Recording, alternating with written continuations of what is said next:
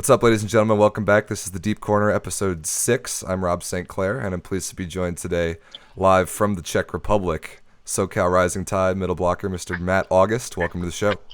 Thank you for having me, Rob. Happy to be here. So it's kind of a weird time in the world right now. Just be transparent with the people. We're recording this on Friday, March 13th. Yes. It should come out Monday. I guess it's March 16th. And the whole world is kind of coronavirus panicked out and affected, and that includes you because you are just finishing up your first professional season in Brno in the Czech Republic, and I assume it's the whole season's being cut short, right? Yeah, so we had, I think, one regular season game left, and supposed to happen tomorrow, Saturday, March 14th, but it got canceled. And then canceled from there. And so they canceled playoffs, they canceled everything else. Yep. So you're going to be able to come home on Sunday, is that right? Yes, so I'll be flying home on Sunday morning, and then I'll be home Sunday night. So I'm just definitely, scary situation, but definitely be very happy.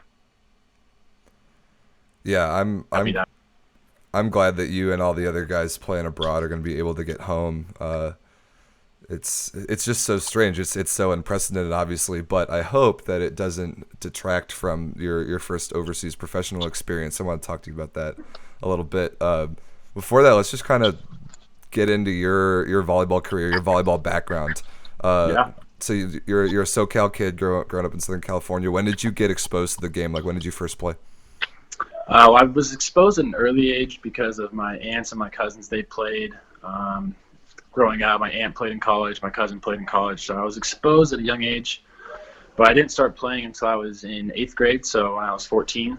And then started to kind of take it seriously my freshman year of high school, my 15th year, and I just took off from there. Yeah. Were you always taller than average, or did you kind of spring up into how tall you are now? That's always a fun story to say. So when I started, I was around 5'8". Wow. In 8th grade, which is crazy to say now that I'm almost like 6'9". But amazing. that summer going into my freshman year of high school, I grew 7 inches, and I went from 5'8" to 6'3". Oh my goodness. Yeah, so then it was funny because my coach at the high school, I came to a summer camp after 8th grade, was just for fun. Didn't pay any attention to me. I was just a regular 5'8" kid, just like, another freshman wants to play volleyball, that's fine. And then I come back beginning of school year, and he comes right up to me. He's a 6'3" freshman.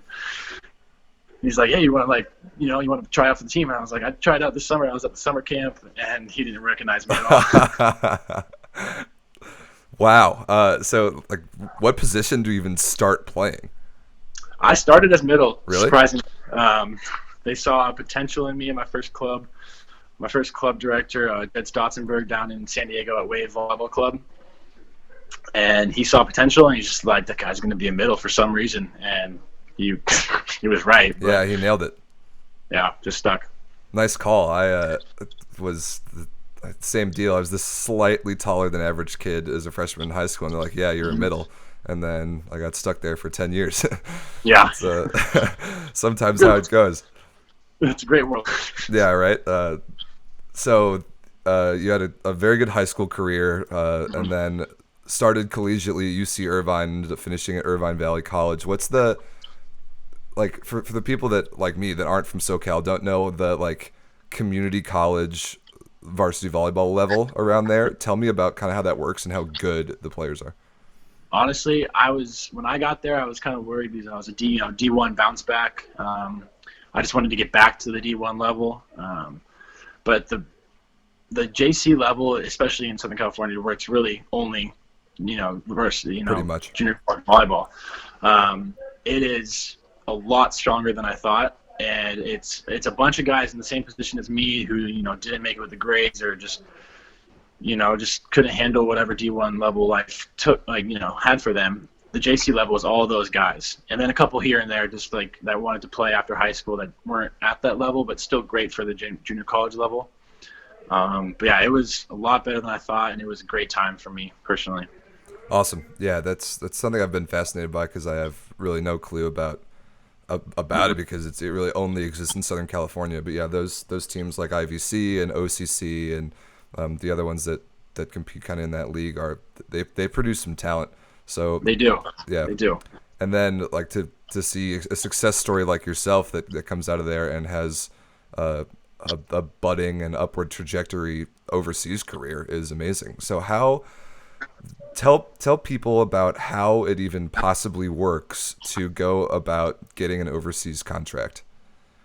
I know it's different for a lot of guys because they're at the D1 level and they had a lot more exposure. Mm-hmm. But for me personally, it was a little bit of a struggle since I didn't have the quality of film compared to the D1 guys or even D3 NAIA guys that I know are overseas that have quality film because the leagues are just that strong. And especially coming from just a junior college, it's the only film I had, and never even stepping foot on a court at a D1 level. It was definitely hard for me personally, but I knew some people and they got me connected with agents, and then the film that I did have, including last year, helped tremendously to getting a contract overseas.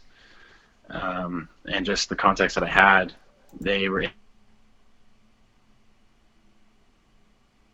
able to get me anywhere is so extremely helpful.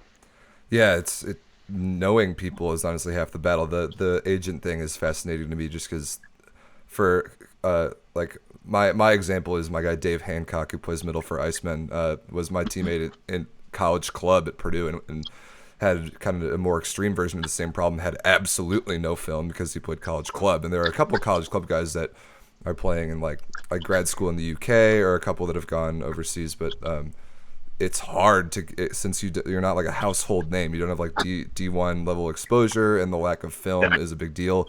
And just nobody overseas like understands how like what the levels are in the US. Like they know that the kids coming from the top of the D1 varsity level are going to be good pro caliber players, but past that it's hard to kind of evaluate everybody with respect to all the leagues over there. Absolutely. So it's great that you got connected and you had such a great experience so far in the Czech Republic. So yeah, let's talk about your season. Yeah. Tell me about the league. Tell me about where your team was at. A little bit about your teammates. Just and any big thoughts you have from your Czech Republic experience so far. Yeah. So it was an amazing season, amazing first year. I learned countless things. I have teammates that have played in A1 Italy, and so they're extremely smart volleyball players, and they bring that back as older guys, 35, 33 years old, to these younger guys. My team's pretty young, so we're like around 23, 24, 25-ish for the most part. So, but for those guys to bring out all the knowledge they had, team-wise, it was great.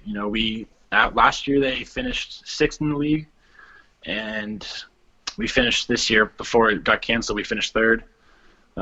We had more points than they had last year with about 6 or 7 games left in the season. So we were playing at a really, really high level.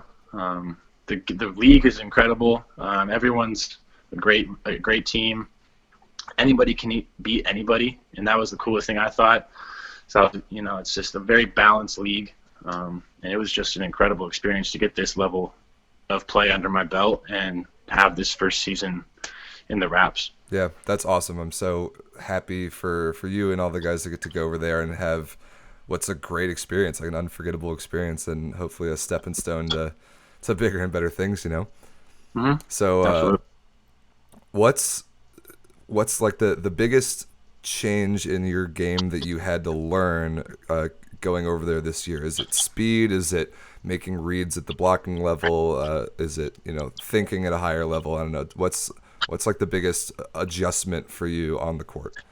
Yeah, you just pretty much said it all. Like, the speed of the game is incredibly faster than anything I'm used to, especially coming from a junior college level, and a little bit of USA experience. But like, playing wise, being put right into that from day one was a huge learning curve for me. The blocking, yeah, definitely just being able to get to the pins a lot quicker.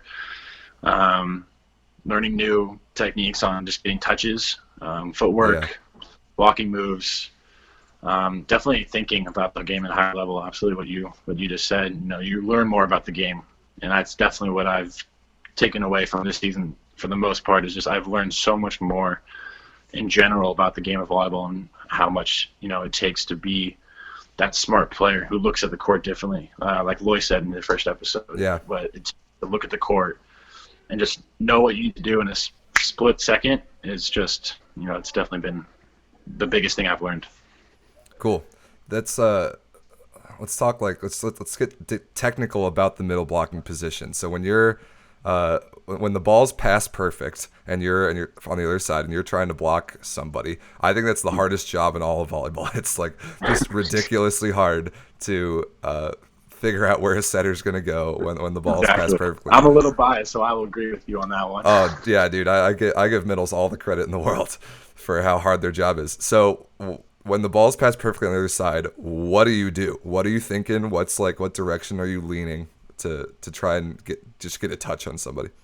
For me, this year has been a lot easier. Just put this year in general, you just kind of have to take a guess. If you're really, really smart at reading the setter's hands, you can get a little cue here and there. So all setters have a little cue that they have that kind of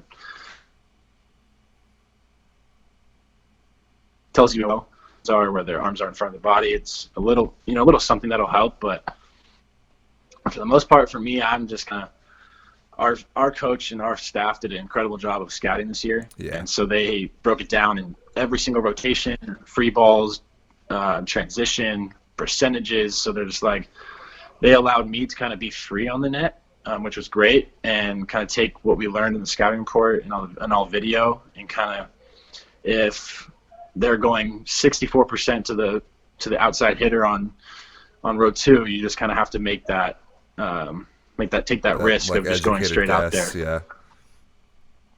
Yeah, but, it's nice to have all the data, all the scouting, so you're not like kind of caught out there blind. You have a little bit of an idea of where the ball might be going. Absolutely.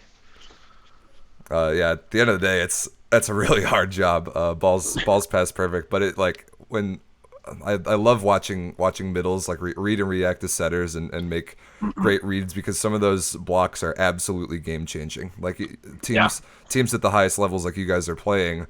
For example, like free ball termination is like got to be like 95% or above, but like the one time, or like unperfect pass and serve receive, the one time like that middle makes a crazy read and stuff blocks the ball or like touches and turns into basically a free ball on your side, that's like that can be game changing. So that's a huge deal that I love to see. Absolutely. It's an art form, that's for sure. Totally. Yeah, absolutely. There's not that much of a science to middle blocking at the end of the day. You just get out to the pin and try and get closed as fast as you can, and keep your hands high and try to get a little bit of a touch. Yep. Yeah. Whatever you can do out there. Yeah. You guys work hard. I have so much respect for the middle position at the highest level. It's hard, man. Tell me about the volleyball that you guys use in that league. It's like that red, white, and blue kind of spirally thing. I had never seen it before. What does it feel like? Yeah, I wasn't either. I was very limited with video before I got out here. I was watching video from their last season, and I was very confused on what the ball was. It's from the company Gala, and it's kind of like the FIVB, the old spiral one. Yeah. But the material is completely different. It's a little smaller, but the material is the biggest thing. It's just like, it's kind of like a felt almost. Like it's solid, but it's almost like a felt. It's super weird. So that took me about 2 months to kind of get used to, serving wise, defensive wise, trying to just see how it moves. Yeah, right. Serving it's got to be weird. Like learning a new volleyball, honestly, is a kind of a big deal. No, absolutely. Totally. Like in college here in the U.S., we play with that Molten, like the Felicitech one with the little like honeycomb pattern on it, and then like in the past couple of years internationally until this year, you've had that Mikasa, the blue and yellow spiral one. That ball behaves completely differently. And now this year we've got completely. Yeah, it couldn't be more different than this year. We've got the new Mikasa ball, like the V200W or whatever it's called, and it's kind of a little more in the middle. Yep. But learning that the new volleyball over there, that's got to be whack. So I'm fascinated by your float serve, and I like talking about serving a lot because people are like freaking out all the time about how many, like the untrained viewers freaking out about how many serves are missed at the highest level, and most maybe, I don't know, 60-70% of players are, tossing the ball high and going up and hitting the jump spinner. But Yep. I love a nice high contacted, like super flat, gnarly float serve like yours. Uh, It's what's yeah. what's your like serving philosophy about that? And tell people a little bit about the differences between the jump top spin and the jump float. Yeah, I mean, with the top spin jump serve, you can put a lot of power on it, and if you hit it right, and if you hit it at the right angle, if you're inside the court, you can put incredible speed on it, and it's extremely fast. I think that's the biggest thing. It's fast, and so you have to make a split-second decision of like where it's going to go.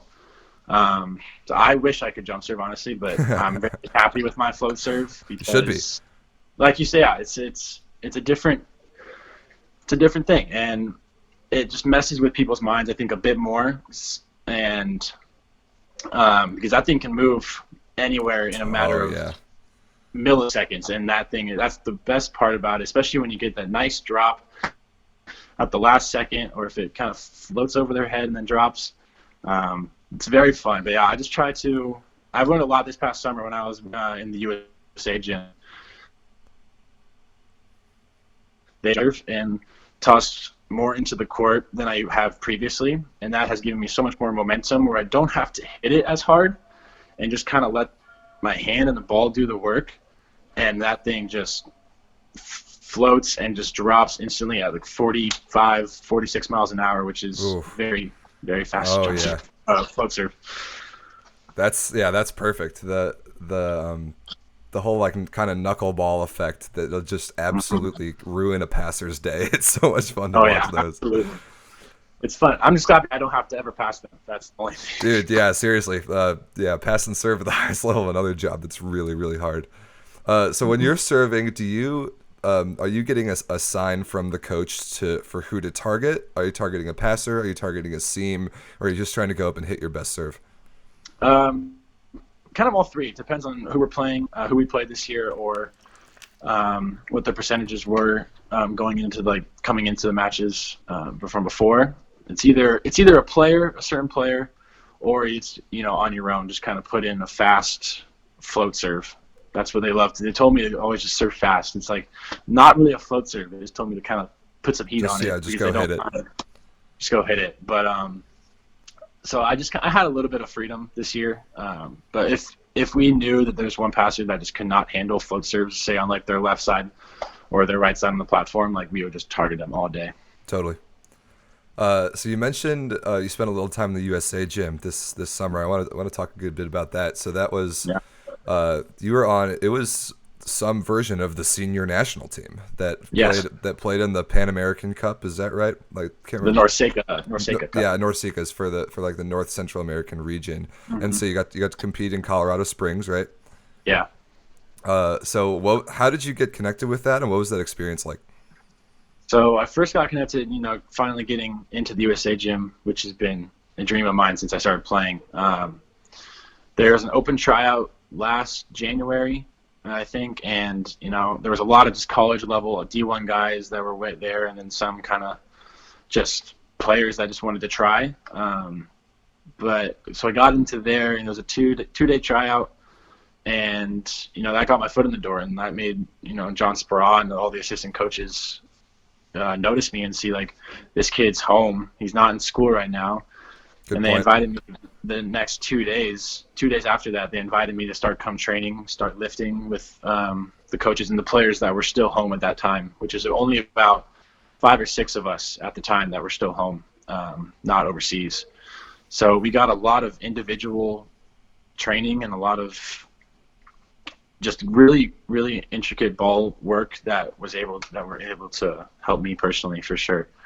And then so I was in the USA gym for about 3 months until all the national team guys and all like the high level, like the Olympic hopefuls and the VNL roster guys came back. So I was kind of kicked out of the gym, you could say.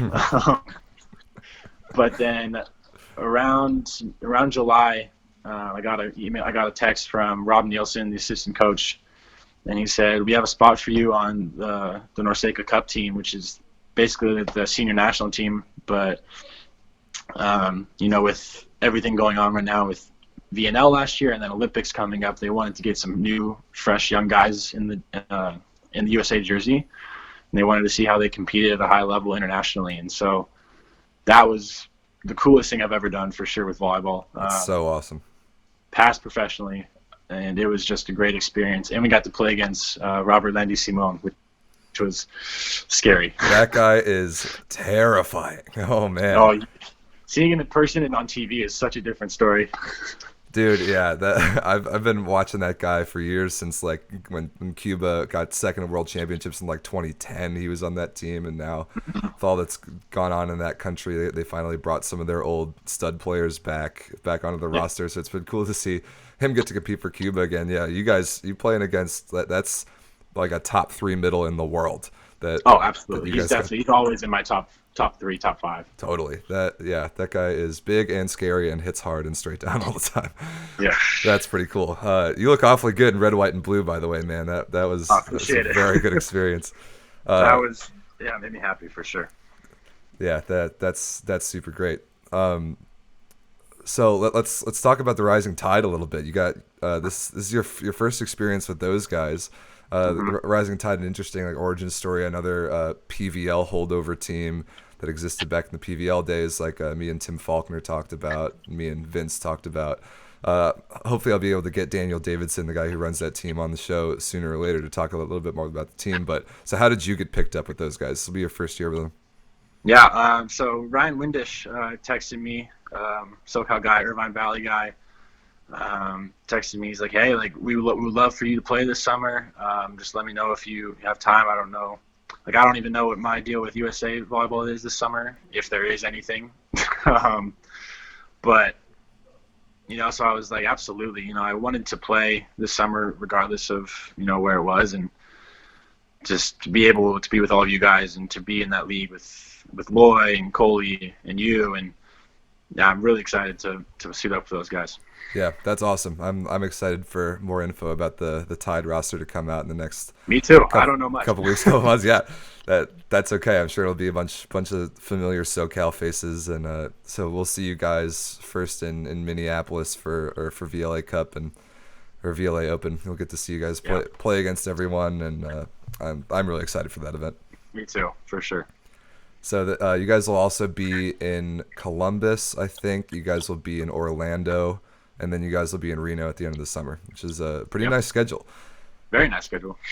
Which hopefully, like, I have no idea the latest on any scheduling effects with the virus and everything being canceled. So that's definitely above my pay grade. So I'm just assuming right now that we're going to be there, and we'll be able to play some volley this summer. Absolutely, me too. So with like all the cancellations and stuff, every sports league is being affected by this. All the volleyball leagues in Europe. I read today that the Volleyball Nations League, like the annual summer tournament for national teams, is being moved to after the Olympics, which is I just saw that. Which is really weird. Obviously, stateside NBA, NHL, MLB, Major League Soccer, PGA Tour, all canceled. But every. Yeah, I wanted to ask about NCAA. Man, my heart breaks for everybody who's a senior in every sport. Just like, I don't know. Try and give some perspective on that if you can. When I found out they were canceling everything, at first it was just March Madness, and then looking in like a couple hours later, then it was all NCAA winter and spring seasons and championships coming soon. So instantly, obviously, like, it's very heartbreaking for everyone, just because this is the last time any senior could lace up for the last time. Not everyone gets to have the opportunity to go overseas, to go to professional whatever sport they have, and then obviously it breaks my heart for all the volleyball guys, all the volleyball girls, a special place in my heart, obviously. And I have a lot of friends still on their senior season. And so I've been messaging them for the past, 2 days or so, just kind of talking to them, seeing where their head's at, if they need anything, just got a person to talk to, it's more than people think. I realize just how much sport means to these athletes. Absolutely.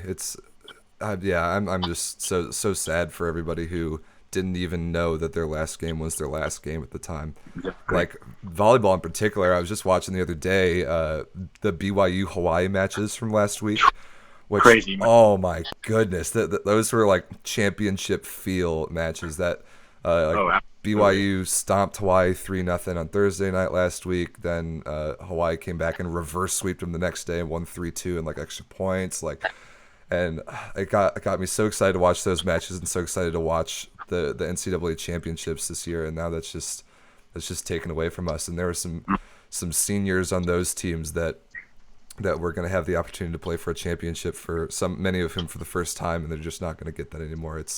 Yeah, It's really a shame. it definitely hits you. I was able to watch those matches because Hawaii's 12 hours behind from here.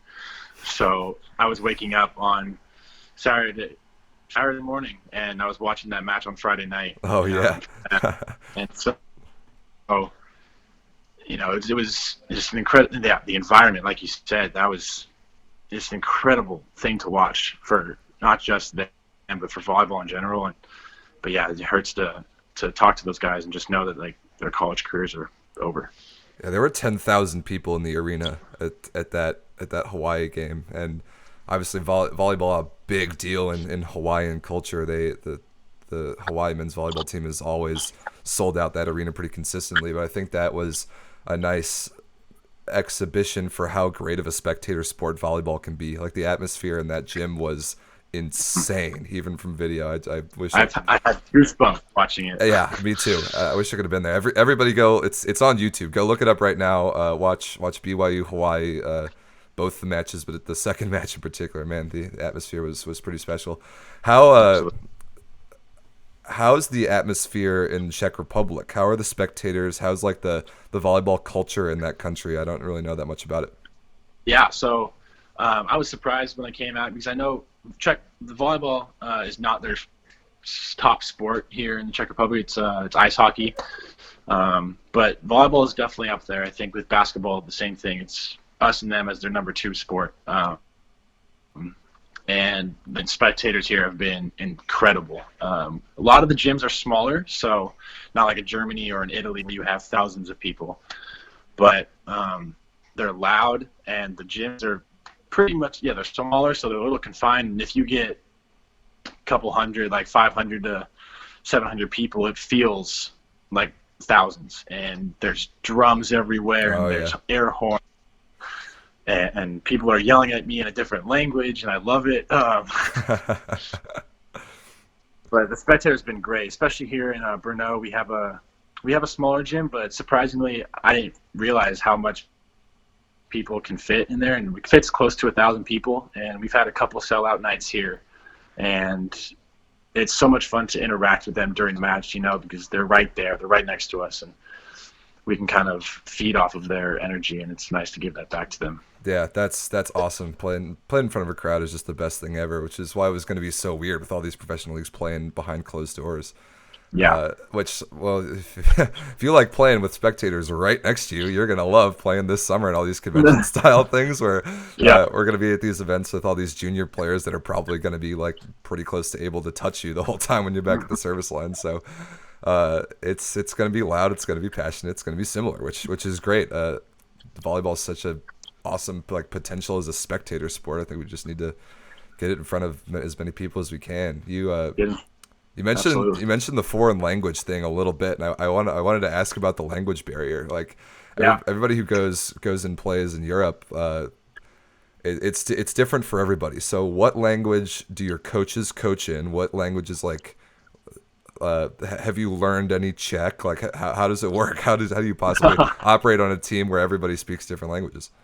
right. So it was kind of easy for me to kind of integrate into this team because I'm the only foreigner on my team. So everyone else is speaking Czech, but everyone on my team spoke English, which was great, and they were able to help me with whatever I needed. Different levels of English. Some are really good, some have very little, but they can hold a conversation. My coach actually did not speak any English, which is kind of a little surprising when you look at overseas volleyball and how many foreigners from I am a little everywhere. surprised by that. Yeah. Yeah, and he's had foreigners before. Like last year, I know they had a Colombian and a guy from Argentina. So I'm just kind of surprised that he doesn't know. And then they've had Americans here before, so I was a little surprised by that he didn't know anything. But my teammates were great. And Brno is it's the second biggest city in Czech, next to Prague. And I live right in the city center, in the city square, and everywhere that I need to go around here, everyone speaks English. So it hasn't really been a big issue. That's nice. That certainly could have been a lot more difficult than it sounds like it is. Definitely. I know a lot of guys like Zach Melcher, Yeah, he's in Czech too. He's in Czech too. And I know his city's a little different. It's a little smaller. It's kind of up north near Germany, and there's not many fluent English speakers. So I know it's been a little different for him. So yeah, I will hopefully be able to get him on the show and talk to him about that too. It's cool that you two VLA guys got to square off this year in a league halfway across the world. Yeah, it was incredible. As soon as I know he was coming over here, I was ecstatic, and I was just ready to kind of get to be able to see a familiar face twice a year. Yeah. And it was actually more than that. We played each other 4 times this year. Wow. Twice in league, and then the first round of our Czech Cup was again his team. So, and we won the series 3-1. They got one on us in the end of the year, but it's okay. It'll be fun to hear you guys chirp across the net in VLA this summer when you're playing against each other. That's awesome. Oh, buddy, before we get you out of here, just want to wrap this thing up. Give us one more, I don't know, bit of perspective about playing overseas, what you're looking forward to going back, and then we'll be able to see this summer get you back stateside safely. Yeah, very, very excited to get back home soon, and it's been a great year, but I'm just definitely ready to come home. All right, ladies and gentlemen, Matt August live from the Czech Republic, flying home this weekend amidst all the coronavirus business. You can catch this guy. His Instagram is on the screen. It's at @MattAugust_, right? Follow me right now. Yes. Yeah, follow this man. Follow him. He's a great follow. Look forward to this guy competing for the SoCal Rising Tide this summer, and European leagues beyond. Matt, Yep. Thanks for joining the show, buddy. Get home safe. Everyone else, thanks for joining us. Thank you so much for having me, and I'll see you guys soon.